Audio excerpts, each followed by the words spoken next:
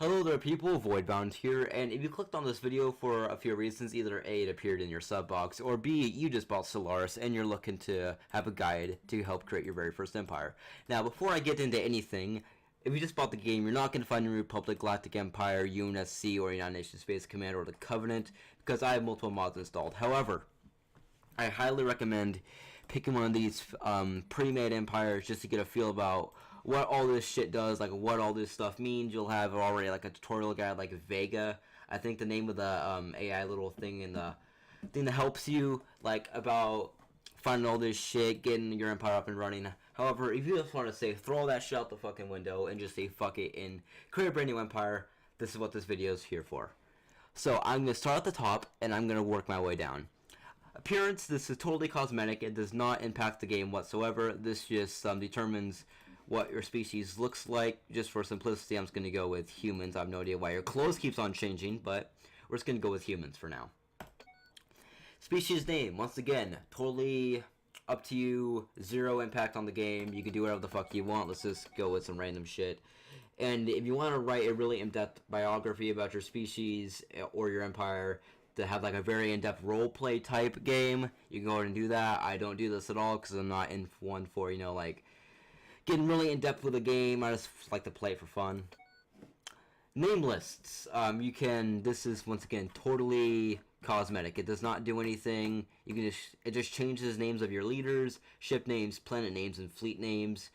Ship prefix, for example, ISS. You can go USS for America or HMS for British or something, or you can just select some like random shit like, I don't know, fucking pussy or something. Yeah, man, I'm extremely fucking mature, I know.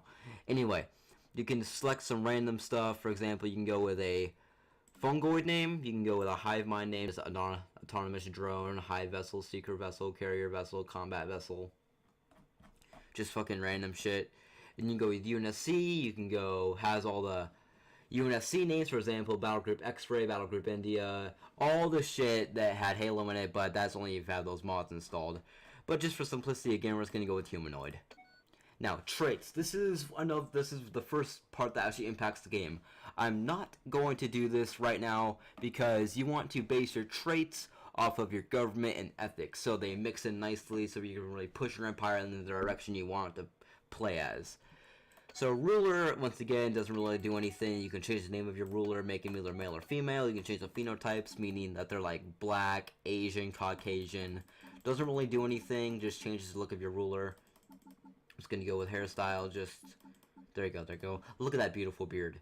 Anyway, ruler name, you can just change that whenever you want to. Now, this is semi-important. This is your planet preferences and your homeworld name, star system name, all that nice shit. So I'm gonna go over this briefly. So you have 9 different worlds to choose from. You can either have desert, arid, savanna, ocean, continental, tropical, arctic, alpine, or tundra. This does not really impact the game. Well, it kind of does. So for example, if you picked a continental world, which I mainly do, I very rarely pick anything other than a wet climate. I occasionally pick a dry climate or a frozen climate area, but however, I'm going off topic. If you pick continental world, to give you some little fluff text about what the world is all about, and you'll start on this world with 100% habitability because it's your capital world. However, if you find another continental world, its base habitability will be 80%. However, if you find another planet that is in the wet area, for example, a ocean world or a tropical world, the habitability will be 60%, meaning that it's still pretty good. However, if you have a continental world available, you should definitely hit that. Now, there are some planetary modifiers that affect the habitability and other things on the planet. For example, like happiness can increase or decrease. Habitability can increase and decrease due to like a majority of factors. However, say if you pick a planet in the wet area, unless you are dire for more planets, stay away from dry and frozen unless you pick these. So if you have picked a wet climate planet, if you find a dry climate planet, the habitability will be down to 20%, which is the bare minimum. Your people will be extremely unhappy, and unrest will be a major issue on any planets that are outside of your region. So I would mainly look for planets that you picked, but if you find something else that's in like the wet climate, if you picked a wet planet, you can go with it. It doesn't really affect happiness a lot and decrease happiness by like 15%, which can be well, it's kind of hard to counter that, but you can work with it. Now, starting solar system, I mainly go with the random. You can either pick the solar system, which I'm pretty sure is just a Latin name for solar system, which is our home system in like real life, or I'm pretty sure this is just a system from one of the prefabricated empires. Anyway, so yeah, that's pretty much your home world. City appearance, once again, this is totally cosmetic. It just changes the background of your cities. I personally like the reptilian cities or the mammalian cities, and my fucking mouse is fucking up, goddammit. Anyway, mammalian cities or reptilian cities, I mainly go with those. However, if you have mods installed, you can either go with like a UNSC city, Covenant city. This is only if you have the certain mods installed. And I'm pretty sure, like, yeah, okay. I'm going off topic. Come on, Voidbound. You gotta stick with the base game. Don't go in the mods. So yeah, I mainly just go with mammalian city or reptilian city. You can pick any one of these. They all look cool, I guess. I just think that reptilian cities look the coolest, or mammalian cities. Now this is, in my opinion, the most important area of the game, or for building your empire anyway. So your ethics, authority, and civics. I'm going to go over the ethics first, then I'm going to go over authority, then we're going to pick our civics. Now, ethics. Militarist, meaning you are all about going to war. You have an increase in army damage and fire rate. And yeah, that's pretty much it. You can do full orbital bombardment policy, meaning that you want to eradicate the entire civilization on the planet and you want to render it a tomb world or a uninhabitable wasteland. Xenophobe, meaning you want to kill everybody, so meaning like, so you have a decreased opinion for other species. Pretty sure it's a modifier that reduces it by 25%. However, you do get rivalry influence gaming. If you rival other empires, you get a certain boost in influence. I'm pretty sure it's dependent on how close they are and how powerful they are. I'm not sure. But and fanatic, we'll go over fanatics later. And also, you get an additional increase in border range, which is very useful. Meaning, if you start all the games, for example, you go, I'm just going to do this now. Fanatic Xenophobe, we get a 30% border range, meaning if you start the game, you might have 2, 3, maybe even 4 or 5 more starting systems to survey and get off with like some starting material, so you can get a boost ahead of other species. Egalitarian, or egalitarian, I'm not sure how to pronounce that properly. If someone can leave down in the comments, I know World War III games all about that political shit. Anyway, faction influence gain is increased by 15%, and consumer good cost, meaning the more populations you have, the more minerals will go into consumer goods. Meaning like sustain them, I guess, I'm not sure. Materialist, meaning you are all about advancing in research quickly and keeping ahead of other races in terms of the technology race. Also, you get a reduction in robot upkeep, and you cannot use AI outlawed policy, meaning you don't have to use robots, but you can't ban them. Pacifist, meaning you want to be peaceful with other nations or empires, and this increases your core sector systems by 2, and your population research production by 5%, or resource production, sorry, by 5%. And this one actually does have a major difference in between the normal and fanatic. If you pick normal, you cannot use unrestricted wars, meaning you can still go to war with people. However, all you can do is liberate their empire and do other shit, I guess. Defensive wars, meaning you're not allowed to go to war with other people. I think I've never played with a fanatic pacifist, but I'm pretty sure that all that means is you can only use defensive wars, meaning you're only allowed to fight if they attack you. Xenophile, meaning you like other empires and you want to make friends with them. This decreases your border friction, meaning if you're like neck and neck with another empire and they're like right on your borders and you're right on their borders, then that'll create something called border friction. And the more of your territory is like bordered with them, the more border friction you have, thus decreasing your opinion for them, or their opinion for you. Authoritarian, this increases your monthly influence by 0.5 and allows you, and you're not allowed to use democratic societies. So yeah, spiritualists, this one I don't recommend at all. The eldest is decrease. Unrest and government ethics attraction increased by 15%. I mean, it's good, it's okay, I guess. That's just not kind of the playstyle I wish to go through. Now, however, there's one other thing I want to go before we go into the fanatic section.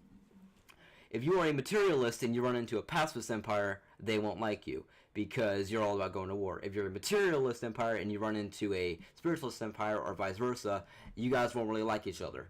So, for example, see, this is pretty much the opposite of this. That's why I like to kind of cross with one another. So, yeah. So, if you're a xenophobe, If you meet a xenophilia empire, they won't like you, or you won't like them either. So, also, hive mind. This is the most interesting one. This increases your monthly inflows by 1, and core sector systems increase by 2. That's just the basic traits you get from it. However, if the slave was a tutorial, cannot use democratic, dictator, or imperial societies, I have imperial ruling council, because that's just a mod I have, and you're forced to use hive mind. Meaning, your people have no say in government, they are not affected by happiness, and you get an entire new list of civics that you can do. I played with hive mind once. It's kind of fun to play with, you know, have the devouring swarm civics, and just basically mean you want to kill everybody. Anyway, so here, for the purposes of this, we're going to go with militarist, xenophobe, and militarist, xenophobe, and materialist, meaning we want to get the research to kill the xenos faster. And for their authority, you can either go with democratic, which holds an election every 10 years, select a new ruler. This, select the election every 20 years. Dictatorship, holds the election upon ruler's death to select a new ruler. Or imperial, upon ruler death, a designated successor becomes a new ruler. Or you can do imperial ruling council, which is just a mod I have installed.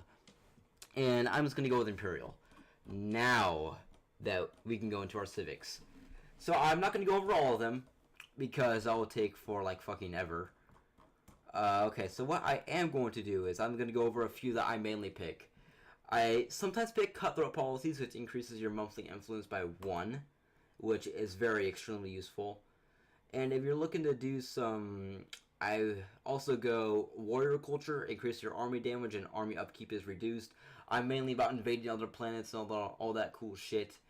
Okay, efficient bureaucracy. Increase your core sector systems by 2.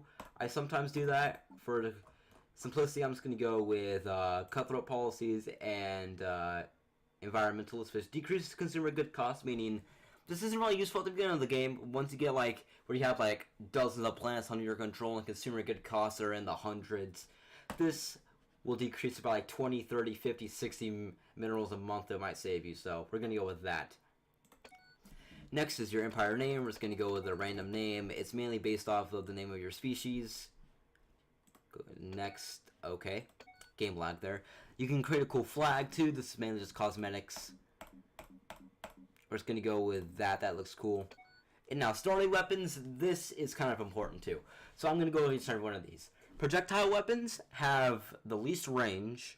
However, they chew through shields quickly. And I'm pretty sure, and their fire rate is extremely quick. Energy weapons. These ignore a large majority of armor but do less damage to shields, and this does less damage to armor. And this basically has medium range. It does pretty sure more damage than projectile weapons. However, it does less damage to shields, but this does more damage to armor. More damage to armor. Missiles are kind of good for the beginning of the game, but if you run into an empire with has a shit ton of point defense, you're going to be in a big trouble, because these things can be intercepted by point defense systems. However, if they don't have point defense systems, this is pretty much the best running weapon. It has godlike range, which can outrange both of these by a long shot. It has no negative effects, meaning that it doesn't do less damage to shields or armor. In fact, it does plus 10% damage to shields and armor. And I mainly either go with energy or missiles. FTL method. This is pretty much, I highly recommend you do warp travel if you're beginning with the game. Wormhole travel is for more advanced players, as it states right there. Hyperspace travel is what I mainly go with because it's more strategic, meaning you can set up defensive points in important hyperspace lanes. Important. Goddamn Voidbound. You cannot talk today. Anyway, hyperspace travel is basically the most strategic way you can play the game. Warp travel basically means you can go wherever the fuck you want. However, it has extremely slow cooldowns, meaning if you warp from one system to the other, your fleet will have like a 30, 60 day warp wind down, meaning they cannot move for 60 days. After that's done, they can warp again, then another 60 day wait, warp again, another 60 day wait. This has a much less cooldown time. Pretty sure it's only like 15 days, and they hyperspace again. However, you are limited to the hyperspace network, meaning it's only pretty sure, it spans across the entire galaxy. However, if you want to go like point A to point B, there's a few planets in the way. You'll have to go to this planet, then that planet. Ship appearance, so yeah, I highly recommend you to go with warp travel or hyperspace travel, and save wormhole travel for like advanced games once you get like more familiar with the way the game works. Ship appearance, this is once again mainly cosmetic. You can either go with, when I'm not playing with mods, I mostly go with fungoid or reptilian or mammalian ships.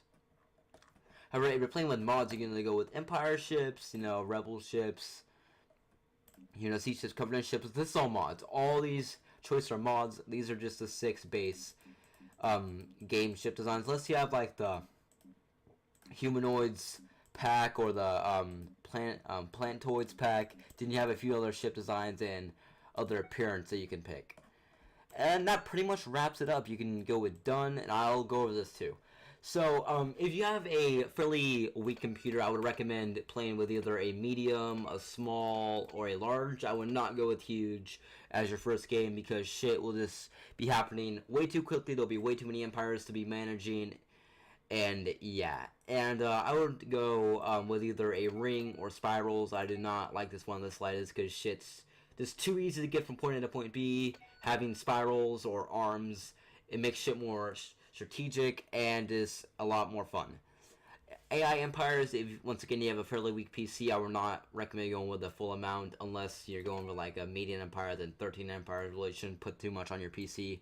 Advanced AI starts, if you're just starting this off in the game, I would turn this off completely, because if you do this, that means the AI will start with higher research, more tech, more minerals and energy and food production, meaning they'll basically be extremely hard to fight. If they go to war with you, you're basically fucked unless it's like late game and you're able to catch up with them. So yeah, if you're just starting off, I would turn Advanced AI Empires off.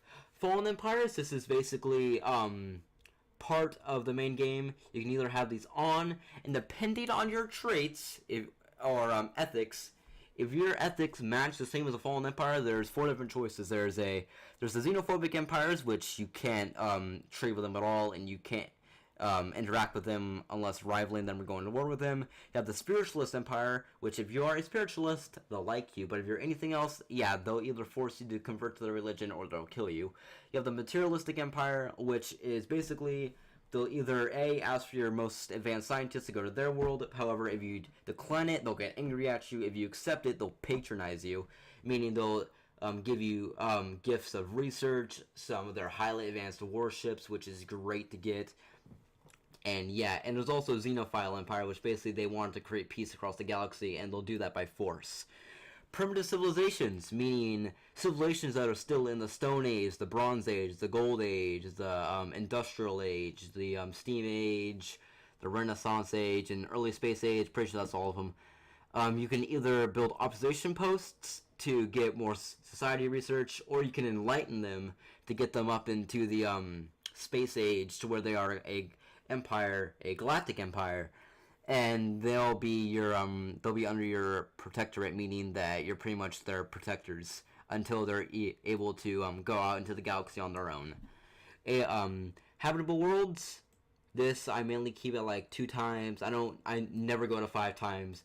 The AI empires will colonize basically anything that they can, and they'll just get way too quick, way too big. So I just mainly keep it at 1, maybe 2 times. Or if you want to make it a real challenge, go with 0.025, meaning if you find a habitable world, you want to take it regardless of what it is. Crisis Strength. This is endgame shit. I'll get into this in another video. However, I highly recommend keeping this at 0.5 or just 1 times, just normal or slightly easier if you just starting this off. I'll get to that in a later guide, which I'm going to be making more guides. AI aggressiveness, keep this shit at normal. Difficulty, keep it at normal. FTL method, you want to keep it with hyperdrive. The same shit that you're using. That means they'll only be forced to go around the hyperspace lanes, to make shit very fun and very fucking strategic. Empire placement, just keep it random. If you want to have empires spawning all across the galaxy, or clusters, meaning all the empires spawning like a certain part of the galaxy. And if you want, you can expand and pretty sure like there's like multiple groups of empires that spawn in clusters all across the entire galaxy. Advanced neighbors, if you're starting off, once again, keep it off. And Iron Man mode. This, if you keep this on, you'll be eligible for game achievements. However, if you turn this off, you won't be eligible for achievements. However, you will be able to use console commands. For example, you can give yourself like a shit ton of minerals just by typing in a few commands. However, that's not fun unless you're just fucking around for like an hour or so. And yeah, that's pretty much, let's go ahead and save this. And yeah, so that's pretty much how you create your very first empire. I hope this helped you guys, and oh yeah, that's right. Traits, I almost forgot. Anyway, so now that I found out that I chose we are a materialist, xenophobe, and what else are we? And a militarist. We want to go with shit that like ties in with that. So for example, we are materialists. We want to go with intelligent, meaning we get 10% to all of our engineering, physics, and society output, meaning that gives us a 10% flat bonus to all of our research. Now, as you can see, so we can only pick a maximum of 5 traits. However, we already have 0 trait points. How do we get more, you may be asking? Now, you see, there are positive things and there are negatives. So, for example, we pick this consumer good costs plus 15%. Now we have 1 trait point remaining. Now we can either go with enduring, which I am going to do, give us our leaders a lifespan of plus 20 years. Now we can pick something else. We can just leave it the way it is. We can go with slow readers, which can easily be countered by early research. That's why I always pick that.